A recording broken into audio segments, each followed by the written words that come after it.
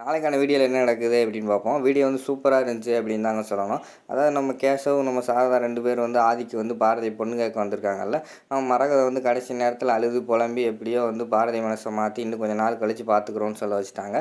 அதுக்கடுத்து பார்த்தோம்னா இங்கிட்ட ஒரு பெரிய ட்விஸ்ட்டு பண்ணிட்டாரு. நம்ம ரத்னம் வந்து வேற ஒரு மாப்பிள்ளை, நல்ல மாப்பிள்ளை அப்படின்னு சொல்லிட்டு அந்த மாப்பிள்ளையை வர வச்சுட்டாருங்க. அதை பார்க்குறதுக்கு முன்னாடி நம்ம சேனலை மட்டும் மறக்காமல் லைக் அண்ட் சப்ஸ்கிரைப் மட்டும் பண்ணிடுங்க. ஃபஸ்ட்டு எடுத்தோடனே ஆஃபீஸில் வந்து லஞ்ச் டேவில் எல்லாம் சாப்பிட்டுக்கிட்டு இருக்காங்கல்ல. சாப்பிடும்போது தான் காட்டிக்கிட்டு இருக்காங்க. நம்மளை அதான் வந்து சொல்கிறாரு, ஆதி ரொம்ப நல்லவருடி, ஒரு ஹீரோ படம் பார்த்த மாதிரி இருந்துச்சு உன் கல்யாணம், பயங்கரமாக வந்து மாஸ் காட்டிட்டாரு உன் கல்யாணத்தில் அப்படிங்கிற மாதிரி சொன்னோடனே பாரதி வந்து சிரிச்சுக்கிட்டே இருக்காங்க. அந்த நேரத்தில் வந்து அங்கிட்ட வந்து கேசவ், ஆதி 2 பேர் வந்துடுறாங்க.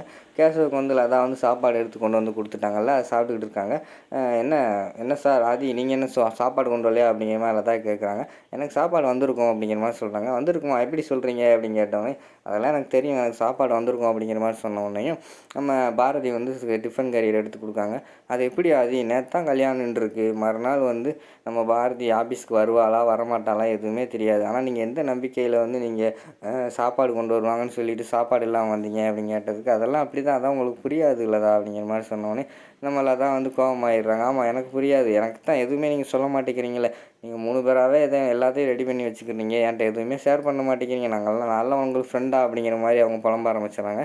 டக்குன்னு பார்த்தா நம்ம பாரதி வந்து பாயாசம் வேறு எடுத்து கொண்டு வந்துட்டாங்க. பாயாசத்தை பார்த்தோன்னே, பாயாசம் வேறையா, நேற்று கல்யாணம் அங்கே நின்றுருக்கு, அதுக்குள்ளே பாயாசம் அது இதுன்னு தடவலாம் பண்ணுறியா அப்படின்னு சொல்லிட்டு விறுவிறுன்னு ஒரு இது எடுத்துகிட்டு வந்துடுறாங்க. நம்மளை தான் வந்து ஒரு கிண்ணம் எடுத்துகிட்டு வந்து, நான் வந்து இப்போ கோபமாக இருக்கேன், அதனால் வந்து நான் வந்து பாயாசம் சாப்பிட போகிறேன் அப்படின்னு சொல்லிட்டு பாயாசம் குடிக்க ஆரம்பிச்சிடுறாங்க. அதோட அந்த சீனை வந்து முடிச்சிடுறாங்க. அடுத்த சீனில் வந்து பாரதி அவங்க வீட்டை காட்டினாங்க. நம்ம ரத்னம் வந்து, நான் வந்து வெளியில் போகிறேன் அப்படிங்கிற மாதிரி சொல்லிட்டு கிளம்புற நேரத்தில் வெளியில் ஹாரன் சவுண்டு கேட்குது, கார் சவுண்டு. தாத்தா இருங்க தாத்தா, நான் போய் பார்க்குறேன் அப்படின்னு சொல்லிட்டு தமிழ் போய் பார்க்குறாங்க. பார்த்தா வெளியில் வந்து நம்ம சாரதாவும் கேசவும் வந்திருக்காங்க. உடனே பாட்டி வாங்க பாட்டி அப்படின்னு சொல்லிட்டு உள்ளே கூப்பிட்டு வராங்க சாரதா, நம்ம தமிழ். உள்ளே வந்தவொடனே வணக்கம் ஐயா வணக்கம் அப்படிங்கிற மாதிரி சொல்கிறாங்க. சரி வாங்க உட்காருங்க அப்படின்னு சொல்லிட்டு உட்கார வச்சுட்டு, என்ன விஷயம் சொல்லுங்கள் அப்படிங்கிற மாதிரி ரத்னம் கேட்காங்க. எனக்கு அதாவது நடந்த விஷயத்தில் நான் கேள்விப்பட்டேன், ரொம்ப கவலையாக தான் இருந்துச்சு, நான் இப்போ எதுக்கு வந்திருக்கேன், டைரெக்டாக விஷயத்துக்கு வரேன். அதாவது பாரதியும் என் மகன் ஆதியும் ரொம்ப விரும்பி லவ் பண்ணுறாங்க. அன்றைக்கி நீங்கள் வீட்டுக்கு பத்திரிக்கை வைக்க வந்தீங்கல்ல, அன்றைக்கி கூட நான் வந்து உங்கள்கிட்ட பொண்ணு கேட்கலான்னு தான் வந்தேன், ஆனால் நீங்கள் பத்திரிக்கைலாம் அடிச்சிட்டிங்க, எல்லாம் கல்யாண ஏற்பாடு ரெடி ஆகிடுச்சுன்னு சொன்னோடனையும் என் பையன் ஆதி வந்து வேண்டாமா, இதை எப்படி முடிச்சுக்கிறோம், எதுவும் பேச வேண்டாம்னு சொல்லிட்டாரு, அதனால் நான் வந்து உங்கள்கிட்ட எதுவுமே கேட்கல. ஆனால் இப்போ வந்து கல்யாணம் நின்று போச்சு அப்படின்னு எனக்கு நியூஸ் வந்தது, அதனால தான் நான் பேசி முடிச்சிருவோன்ட்டு வந்திருக்கேன் அப்படிங்கிற மாதிரி சொல்கிறாங்க. உடனே ரத்னம் வந்து, நீங்கள் சொல்கிறது உண்மையா அப்படிங்கிற மாதிரி கேட்காங்க. உண்மை தான், நீங்கள் வேணால் பாரதி கூப்பிட்டு கேளுங்க அப்படிங்கிற மாதிரி சொல்கிறாங்க. சரி பாரதிகிட்ட கேட்போம், நீங்கள் சொல்கிறது மட்டும் உண்மையாக இருந்துச்சுன்னா மேற்கொண்டு நம்ம வந்து பேசுவோம் அப்படிங்கிற மாதிரி பேசிக்கிட்டு இருக்காங்க. இவங்கெல்லாம் பேசுகிற அந்த பக்கம் வந்து பாரதியும் தமிழ் நின்று ஒட்டு கேட்டுக்கிட்டு இருக்காங்க. அவங்களுக்கு ரொம்ப சந்தோஷமாயிடுது.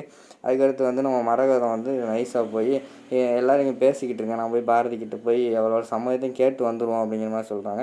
ஆமாம் மரகதம், அவளோட சம்மதத்தையும் கேட்டுரு, ஆல்ரெடி அவளுக்கு விருப்பம் இல்லாமல் கல்யாணம் பண்ணி எனக்கு ரொம்ப குற்ற உணர்ச்சியாக இருக்குது, போய் கேட்டு வந்துடு அப்படிங்கிற மாதிரி சொல்கிறாங்க. உள்ளே போனவுடனேயும் நம்ம மரகதம் இருக்காங்களா, அவங்க பிளானுக்கு ஆரம்பிச்சிடுறாங்க. அதை உள்ளே போனோடனே ஓன்னு அழுக ஆரம்பிச்சிடுறாங்க.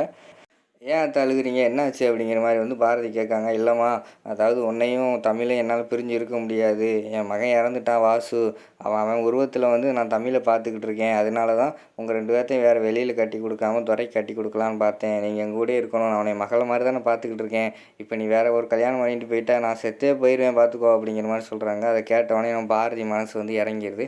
இப்போ நான் என்ன சொல்ல அப்படிங்கிற மாதிரி வந்து மரகதம் கேட்காங்க.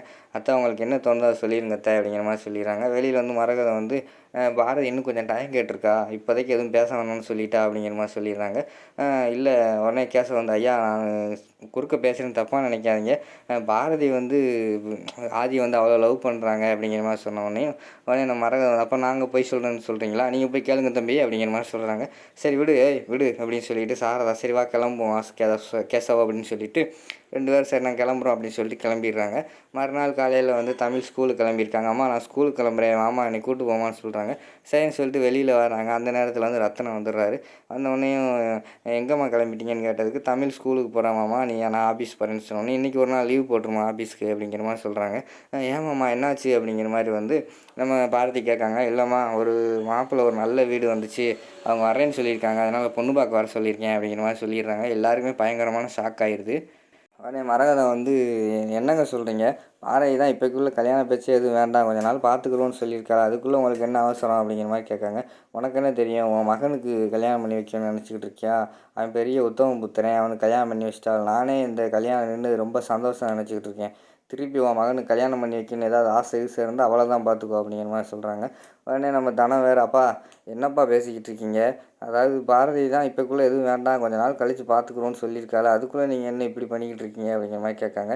இங்கே பாரு, எனக்கு உன்னோட வாழ்க்கை மேலே எவ்வளோ அக்கறை இருக்கோ அதை விட ஒரு படி மேலேயே இருக்குது பாரதியையும் நம்ம தமிழையும் கரை சேர்க்குறதில்ல. அதாவது வரப்போகிறவன் வந்து பாரதிக்கும் தமிழுக்கும் ஒரு கணவன் ஒரு அப்பாவாக இருக்கிறத விட அவங்கள பாதுகாக்கிறவனாக இருக்கணும். இவன் நல்ல பையனாக தெரிஞ்சு அதனால தான் வந்து பார்க்க சொல்லியிருக்கேன், வந்து பார்க்கட்டும், பாரதிக்கும் பிடிச்சிருந்தா கல்யாணம் பண்ணி வைப்போம், இல்லைன்னா வேண்டான்னு சொல்லிடுவோம், அவ்வளோதானே அப்படிங்கிற மாதிரி சொல்லிக்கிட்டு இருக்காங்க.